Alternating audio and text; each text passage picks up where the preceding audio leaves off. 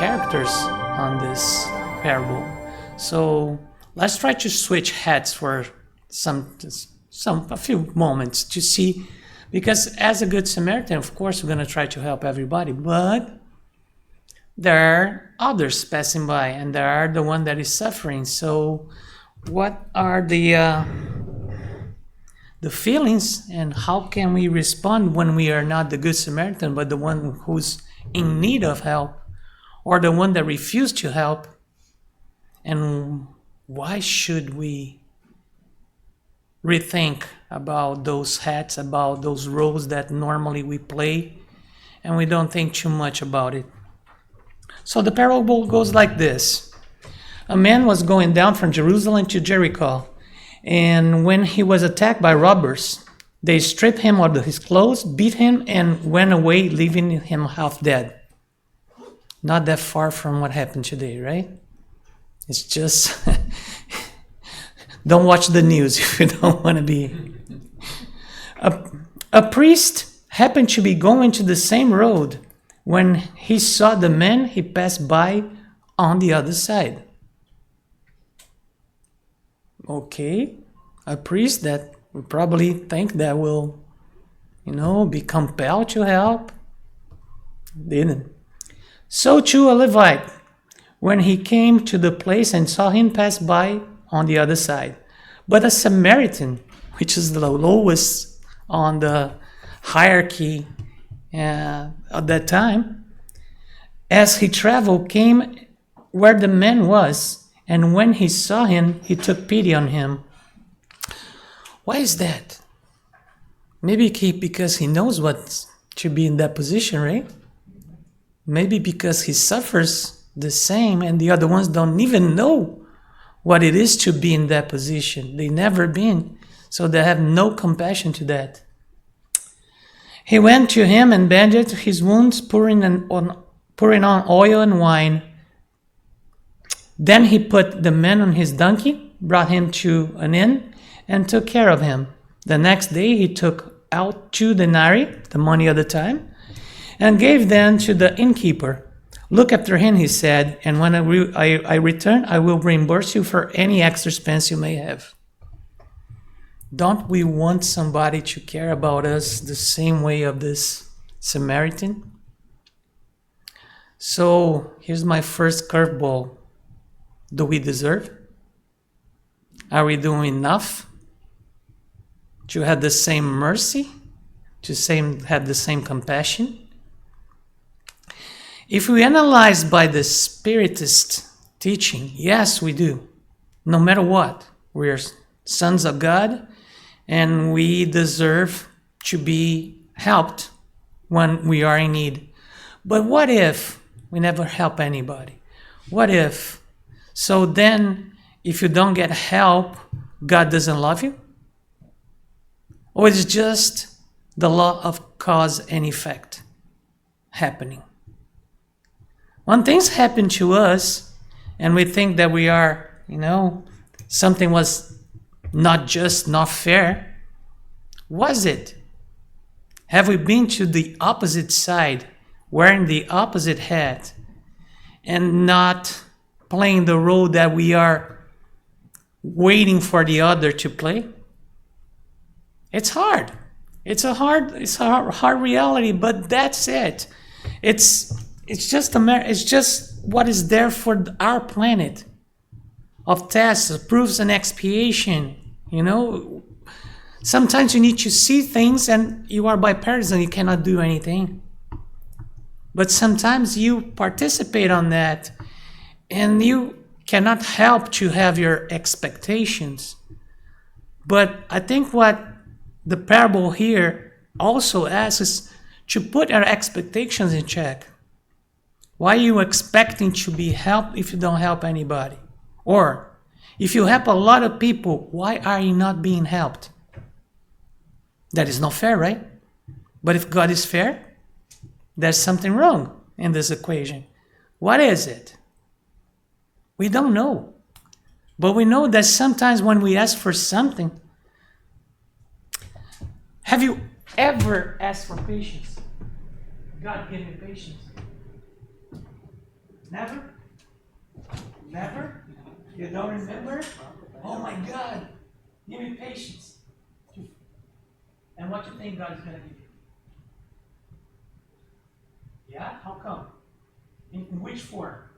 A potion that you put in water, mix it up, and become a Buddha for 24 hours? Probably it's going to give you more annoying people to train the muscle of your patience. So, again, think about what you ask. No, Peter, he will give you a husband. I'm not sure about that because I'm feeling kind of hurt right now. Yeah, the thing is about marriage. You think you married a prince, and we think we marry a princess. All of a sudden, the prince becomes a frog, and the princess became an ogre. So we are even. We are totally even. And the problem is ours. It's not theirs. Because you create an expectation of something that it was not there. Of course, you're not going to find somebody for the first time, for the 10th time, and you're going to be in your worst. You're going to be like, as you wake up in the morning, but you have to, after a while, you start seeing some clues, right? But we tend to not look at it because we like the fantasy, or we like the storytelling or the fairy tale that we told ourselves. And yeah, Planet Earth, storytelling, good. Planet Earth, fairy telling, even here in Orlando that we have Disney, does not have too much. So, who's the man? Jesus situates the needy within his narrative as a simple man. He does not identify his race, color, social position, or views. He represents suffering humanity, the half-death of the soul on the roads of the world. He didn't classify, he didn't give any qualities to this person. So you can relate to the man. But normally, because the parable tells you it's a Good Samaritan, you relate to the Samaritan that helps the man. But who's the man? The man normally is us. Those who have fallen to the blows of incomprehension, the disoriented, that atheism push into the mists of feeling. The mutilated of the spirit, which slender tramp over in the midst of work. Those tired of loneliness. None of us, right? The poison of despair. The victims of discouragement. The wounded of anguish. Those forgotten in the shadows of ignorance. AKA us, pretty much. We, from time to time, will look at this list and say, hey, that's me today. Hey, been there, done that. What can I do? Where is my Good Samaritan? Well, do you need a Good Samaritan to help you? If you're not wounded, serious wounded, or do we need to understand the hat that you're wearing and that there are many hats that you can change during the cycle of your pain? What you do for life? I work Construction. Why do you wake up every day? I have some ideals. You have some ideals. If you do have a lot of money in your pocket, would you wake up to work in construction? No. So the pain of not having money makes you stand up every day and go to construction. Yes. And you're learning something from there, right? And you're creating ideals from there, right? Without that, Not possible. it would be different. You'll be...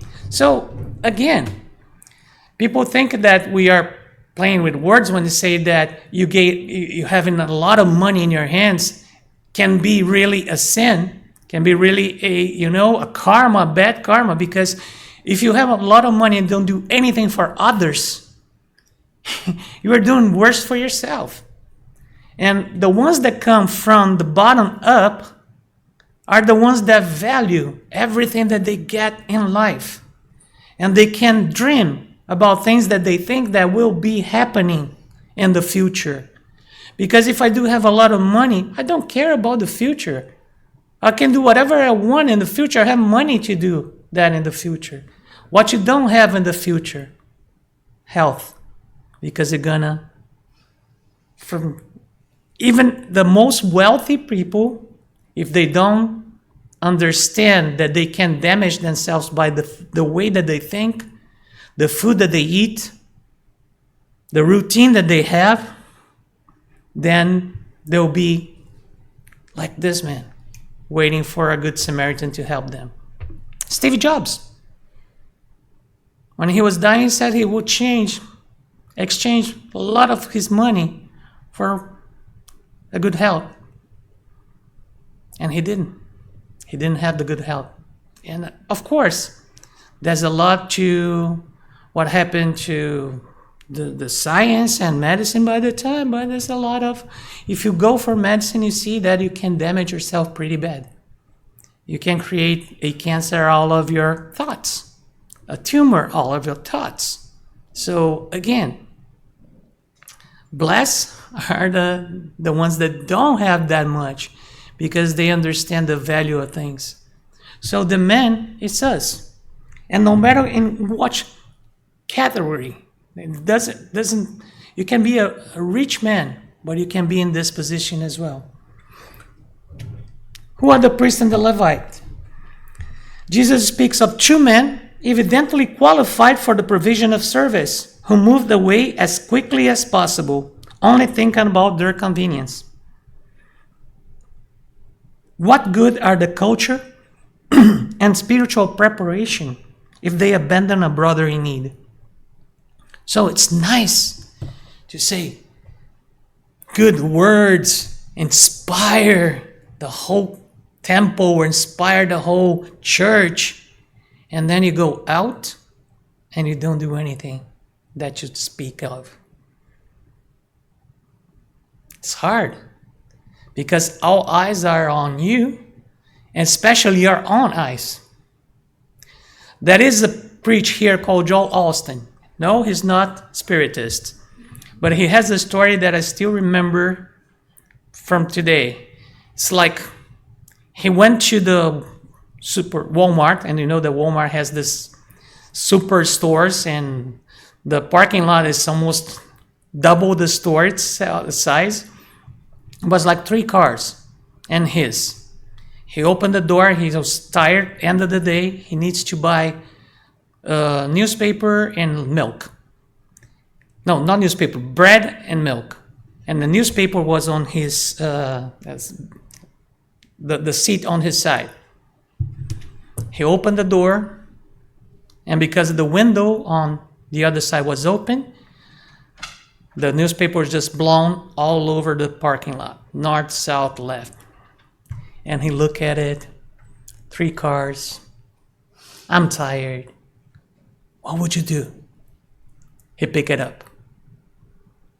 When he put the last piece of the newspaper in the car right on his side, opened the window. A lady looked at him. Oh, you're Joe Austin, aren't you? He said, yes, I am. Oh, I was just staying here to see what you're going to do with the newspaper. That's it. That's it. And he said the character is to do what you need to do when nobody's looking at you. You know that when you put the water tank on the water machine and stuff, and you need to wipe it up because there's can be some residual, can be some dirt. You don't want to contaminate the water.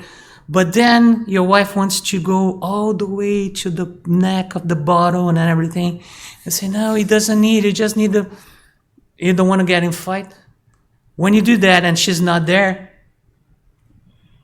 do you do this or you just do the way you want? That's character.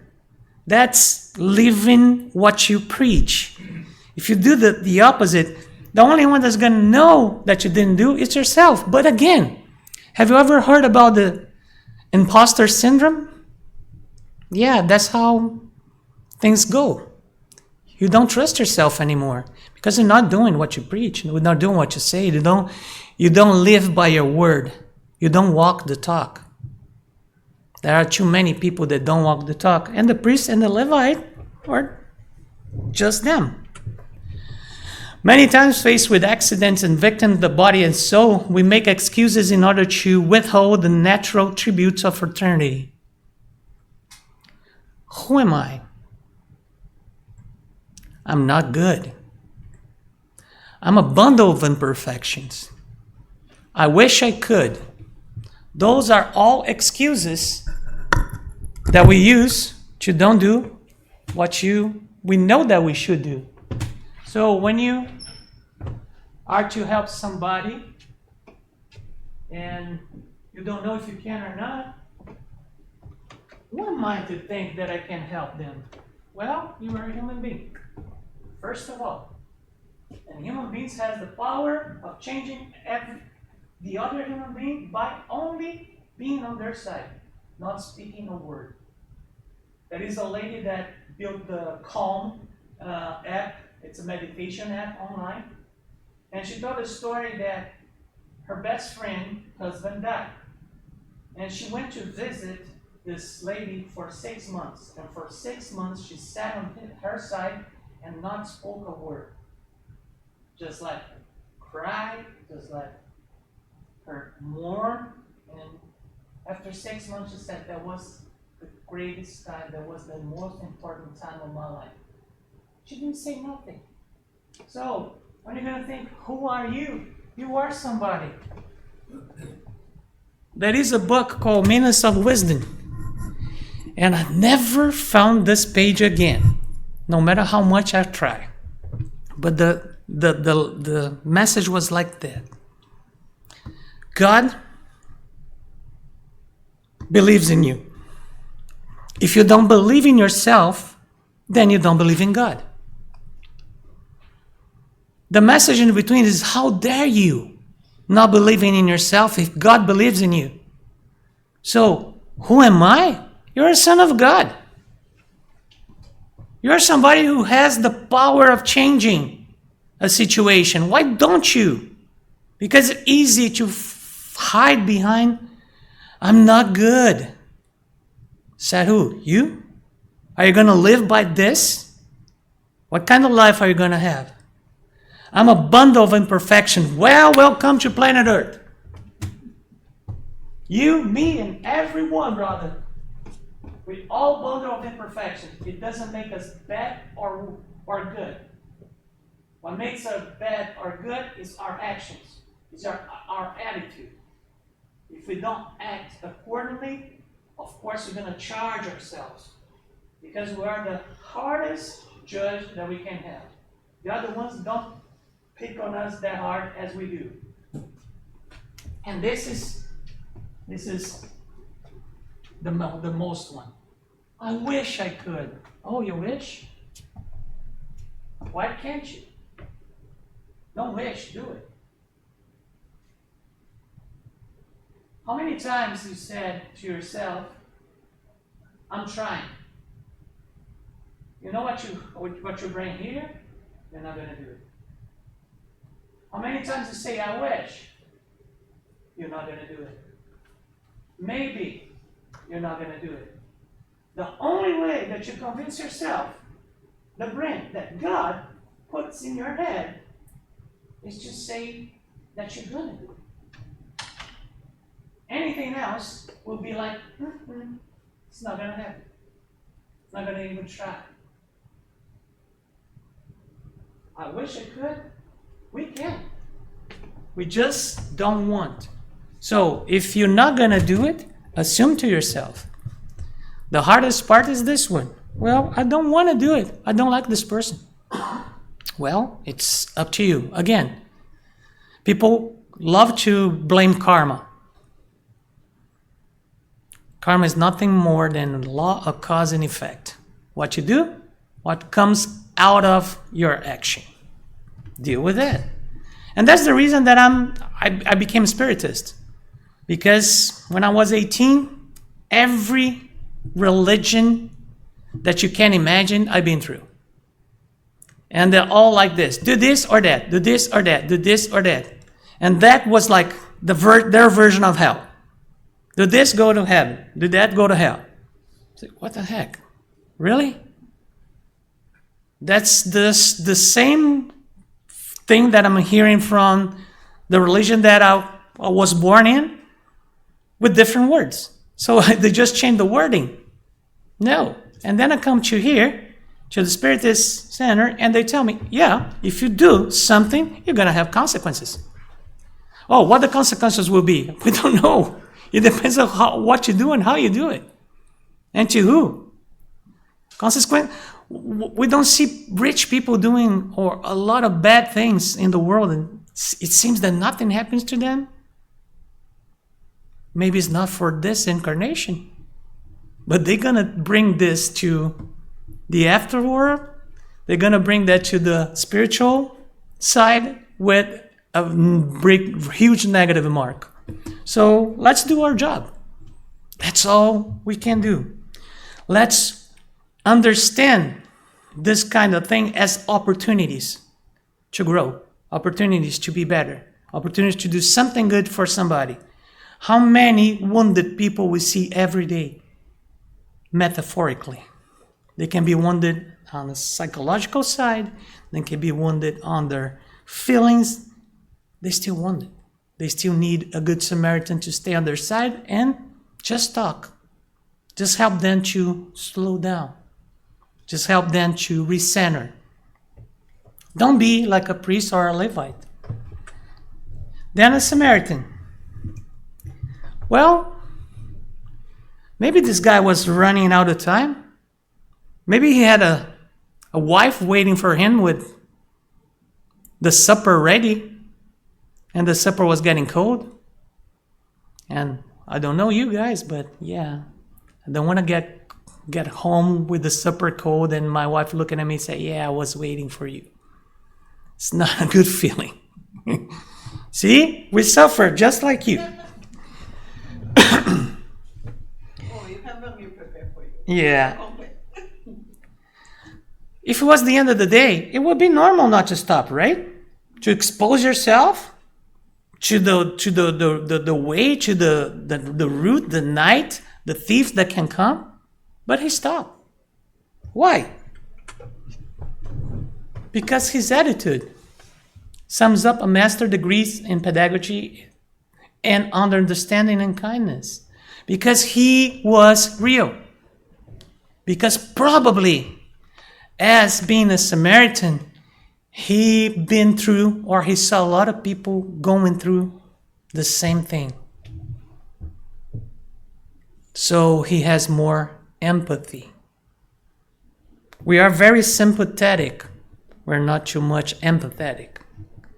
We don't hear people to understand. We hear people to respond. You start breathing, I'm start responding. You start breathing, I'm start responding. Especially with girls. Because you guys can glue one sentence to the other and there's no space. And was like, oh my God, she's never, when is she going to breathe? How can she talk that much without breathing? I want to know this. And then when you stop, I offer the solution. But you don't want to hear the solution, do you? You just want to talk. And we don't know that. We don't understand that because we don't have this empathy. We want to be sympathetic. That doesn't fit. That doesn't cut the bill. Who's our neighbor? The child who passes by. The boss who demands work from you. The subordinate who obeys you. The ideal partner. Good luck on that. The beggar who asks you from a distance. The person who imposes a problem on you. Who slanders you. who gives you joy, the creature that induces you to temptation. The mother, the father, the son, the brother, the intimate friend, the next man closer to you, or the man that you never seen. There was this guy that was living in the streets of Middle East, and because he didn't have a home, he had a place that he built on the top of the roof of some of a house. He used to steal food to live. And every time he had a good provision of food, his food started disappearing. And one day he catches them out, stealing. And he looked at them all and said, with so many rich people, why are you stealing from me? And the rats just say, well, you're only entitled to have 3 things at a time in your life. I said, I don't understand. Yeah? Why? I don't know. Go ask Buddha. Go talk to Buddha to know why is that. And this kid was so outrageous that he went, he put whatever he had on a bag, and he went to see Buddha. In his way to see Buddha, he crossed a family at night that give him shelter for the night. And the family asked him, okay, what you going to do? Oh, I'm going to see Buddha. Why? Because I need to ask him something. And the family say, well, why are you there? Can you ask Buddha something for us? Yes, what you need? Well, our daughter is perfectly normal, but she doesn't speak since she was born. Can you ask him, what can we do for her to speak? And the kid said, yeah, no problem. He kept on going. He got to a huge mountain, no way to cross, and there was a kind of Gandalf, with a batoon and everything, and he helped the kid to cross to the other side with his magical wand. And on the other side, same question. What are you going to do? What are you doing here by yourself? Well, I'm going to see Buddha. Why? Why don't you ask him something? Ask Buddha something for me as well. Yes, what you want to know? Well, I'm ready to go to heaven. But nothing happens. What should I do? I did pretty much everything that I need to do in life. Okay, I'm going to ask Buddha for you as well.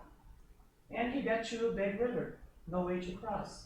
A giant turtle showed up, got, compassion for him and crossed him to the other side. Same question, same answer, and same request as well. Can you ask Buddha for me too? What you want to know? Mrs. Turtle. Oh, I'm ready to become a dragon. But nothing happens. What should I do?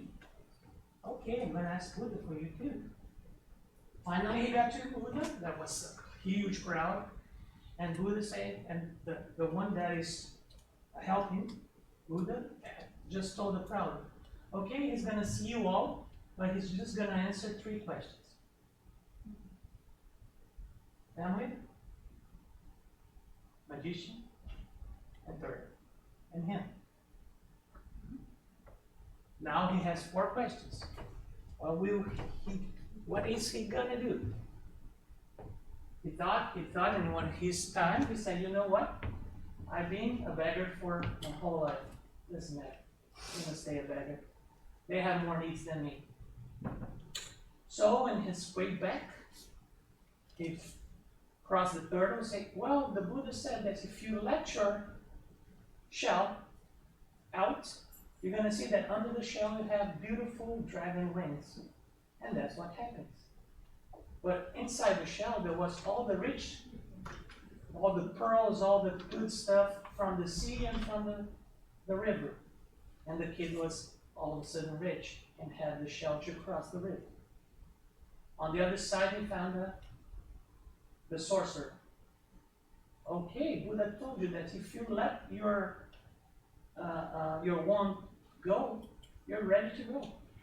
And he gave the wand to the kid. Now he's rich and magical. and he crossed to the other side. When he came to the house of the family, and he looked at mom and dad, and they said, "What Buddha told you?" All of a sudden, the girl comes to, She said, "The Buddha told me that when your daughter found her true love, she starts speaking." And by this time, she went to the living room, and said, "Mom, who's there?" So now you're thinking, "Well, this is a Good Samaritan, right?" My question is not this. Who's the rat in this fable? I don't want to know who's the beggar. Who's the rat?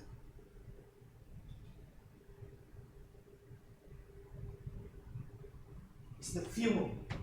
Without the rat, without the pain, the beggar will never leave his hometown. Will never go to Buddha. Will never go to all of these people. Will never be rich, powerful, and married. The third one. It's the way we see things. It's the hat that we choose to use. If you are tired to have the same results, please understand that there are other hats that you can wear. Wear a different hat. AKA, have a different perspective, a different vision. How do I do that?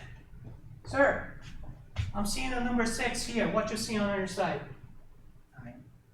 But I'm seeing a 6. I don't care if you see a 9. That's what we do all the time. How do you wear a different hat? Oh, now I see why you see a 9. Move. Change. We are not born inside a box. As a matter of fact, destroy the box, please. Don't think outside the box. Get rid of the box. Completely. That's the invitation of Spiritism. We are not a box. We're much more than a box. And my friend on the media is hating me right now because every time I'm out of the microphone. But that's how it is, guys. From home, I'm sorry, but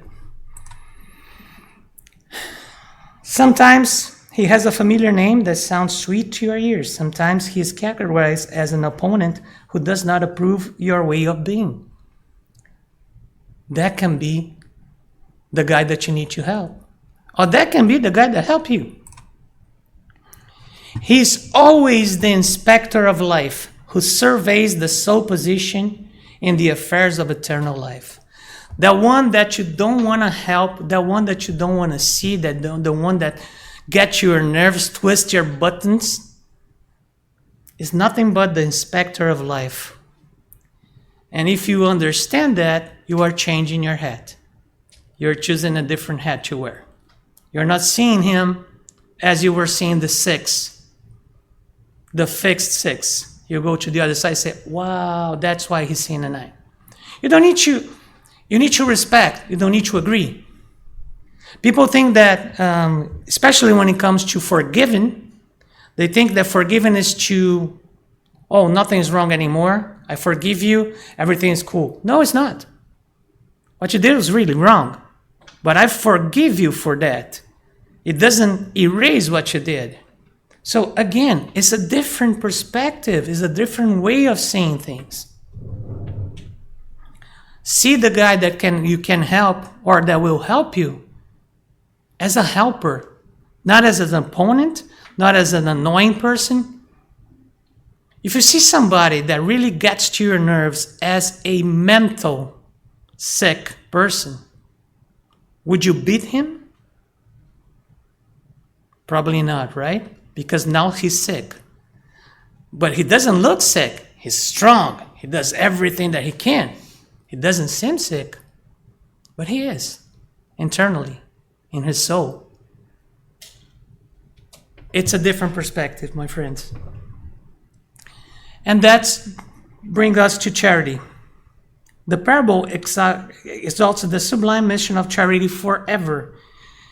It is the path that opened by Jesus to union and peace among creatures not before him.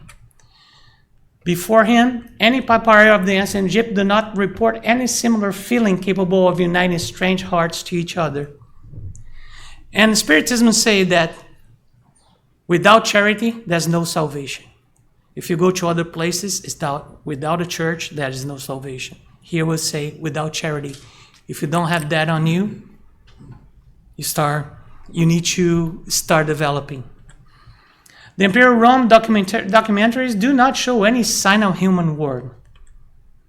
The pages of ancient Greek, with their heights of philosophical culture, do not speak of love for one's neighbor unaccompanied by inquiries.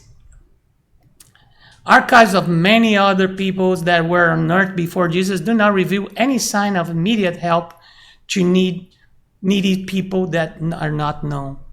So that's the contribution that Jesus brings. To be charitable, to be empathetic, to love, even the ones that don't love us. Hard, isn't it? But that's the true love. When the doctor of the law asked the master how to inherit life, he received a parable and a question as an answer. In your opinion, who was the good man in this circumstance? In your opinion, who was the good man in this circumstance in the parable of the Samaritan? The Samaritan. The one that used mercy and understanding with me, replies the doctor. So go ahead and do the same. That's what he told. Because all the time, the people from the Sanhedrin, the people, the priests of they're trying to get him with words in a bad place to condemn him. And he always had a way to address in a different way. So Christ addresses a man in a full force of vital actions and declares, do this and you will live. Oh, but I'm alive. They don't understand live. Live is fully living. It's embracing your spirit. Do this and you will live. Life has much a broader connotation than just the movement of the body, much less the display of conventional titles. The life that Jesus talks about is the life of the highest spheres in other fields of superior attainment with sublime spirituality. We don't understand that because we forgot about that when we were born. That's the bless of incarnation. The same angelical scene is repeated daily in many sectors. A large number of apprentices, integrated with the knowledge of their duty, ask for guidance from the divine messengers as to the best way to act on earth. Why can't we be one of those guides? Why can't we do some guidance to them? The answer, however, remains in themselves, in their hearts that fear responsibility, decision, and rough service. Here's where we crumble. Like a friend of mine said, that's where the cookie crumbles. Right? But we always can do something different, even in our daily lives. Just like that. Do we have audio there?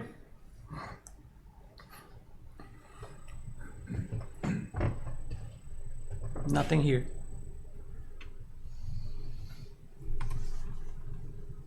Nope.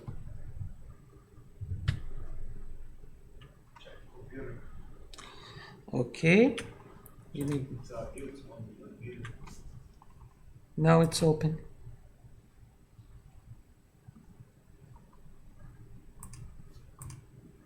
It's not mute. Anyways.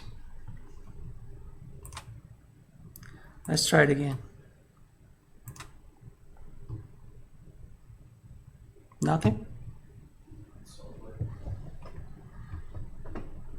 Well, even without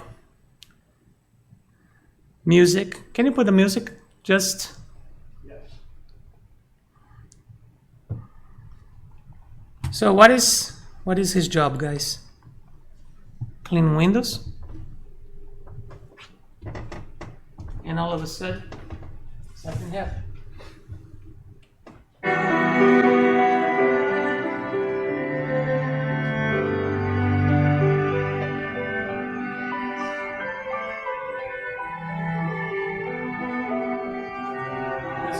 stop to do this. He has a schedule to do per day.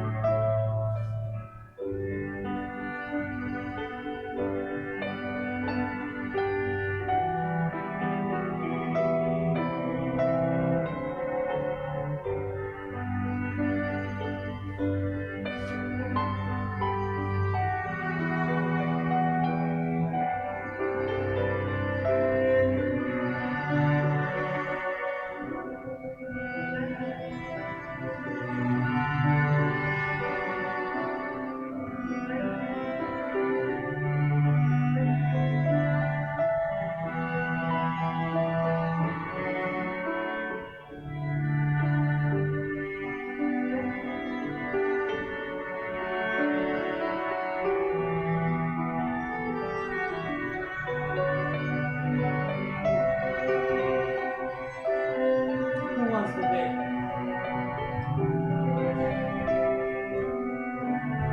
Get the happiness. Is it that hard? Is it that hard to change hats when the situation shows up? When you have this possibility? I don't think so, guys. And that's my call for you. Let's understand that we can do much more than we think we can. Don't quote me on that, but if you feel happy by helping others from now on, just come back here and tell all of our friends that your life changed a little. Because if anything comes, if anything you're going to remember, it's going to probably be this video. Because that touched you deeply. And that touches to the point that say, it doesn't matter if you are the injured one. It's just a matter of a point of view. Even injured, even feeling, if suffering and having a lot of hard times, you always can help somebody. And guess what? When you help somebody, when you make somebody feel happy, you feel happy as well. Isn't that interesting? Energy comes and goes. What kind of energy are you giving? You don't need to be the Good Samaritan all the time. You just need to be you. And just need to understand that God loves you. And all you can do is retribute this love by loving others. Much peace.